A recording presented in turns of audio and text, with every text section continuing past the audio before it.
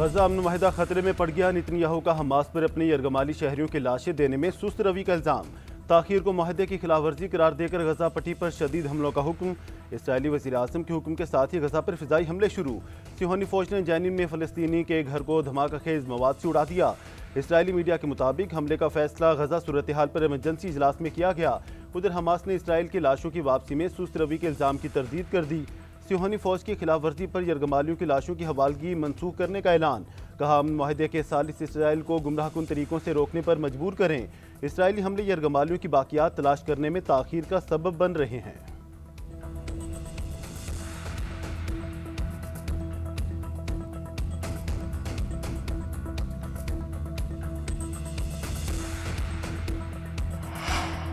अपने पैरों पर खड़े होने की भरपूर कोशिश कर रहे हैं। बार बार कर्जा लेने से मईशत कमजोर पड़ जाती है। माजी की गलतियों से सीख कर आगे बढ़ रहे हैं। करप्शन के खात्मे और मुल्क की तरक्की के लिए इनकलाबी इकदाम कर रहे हैं। वज़ीर आज़म शहबाज शरीफ का रियाज में Saudi future investment initiative conference से खिताब। बोले, पाकिस्तान मौसमियाती तब्दीली से शदीद मुतासरा 10 ममालिक में शामिल है, जबकि पाकिस्तान की इस मौसमियाती तब्दीली में कोई किरदार नहीं। तरक्की की सीढ़ी चढ़ते हैं लेकिन सैलाब और कुदरती आफात की वजह से फिर वापस नीचे आ जाते हैं। वज़ीर आज़म ने मज़ीद कहा, पाकिस्तान AI समेत जदीद टेक्नोलॉजी के हसूल के लिए भी तेज़ी से आगे बढ़ रहा है। नौजवानों को तकनीकी तालीम दे रहे हैं। सऊदी वली अहद की तरक्की विजन का खैर मकदम करते हैं। वज़ीर आज़म की वर्ल्ड इकनॉमिक फोरम के सदर और चीफ एग्जीक्यूटिव से मुलाकात। शहबाज शरीफ को आइंदा साल जनवरी में डेविस में होने वाले आलमी इक्तिसादी फोरम के सालाना इजलास में शिरकत की बाज़ाब्ता दावत दी।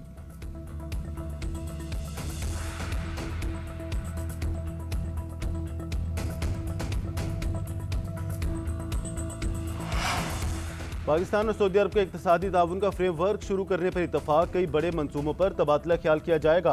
तिजारत और सरमायाकारी के ताल्लुकात मजबूत बनाने के लिए बाहमी ख्वाहिश का अदा। वज़ीर आज़म शहबाज शरीफ और सऊदी वली अहद शहजादा मोहम्मद बिन सलमान की मुलाकात का मुश्तरका एलामिया जारी। बिजली की तरसील और तवानाई के शोबे में ताउन की मुफाहमती याददाश्तों पर भी दस्तखत। दोनों रहनुमा Saudi Pakistani supreme coordination council इजलास के मुंतज़िर। एलामिया के मुताबिक फ्रेमवर्क दोनों ममालिक के मुश्तरका इक्तिसादी मफादात पर मबनी है। फ्रेमवर्क के तहत इक्तिसादी, तिजारती, सरमायाकारी और तरक्याती मंसूबों पर तबादला ख्याल किया जाएगा। निजी शोबे का किरदार और तिजारती तबादले बढ़ाने में मुआवन होगा। गुज़श्ता रोज़ होने वाली मुलाकात में फील्ड मार्शल आसिम मुनीर और वफाकी वज़रा भी शरीक थे।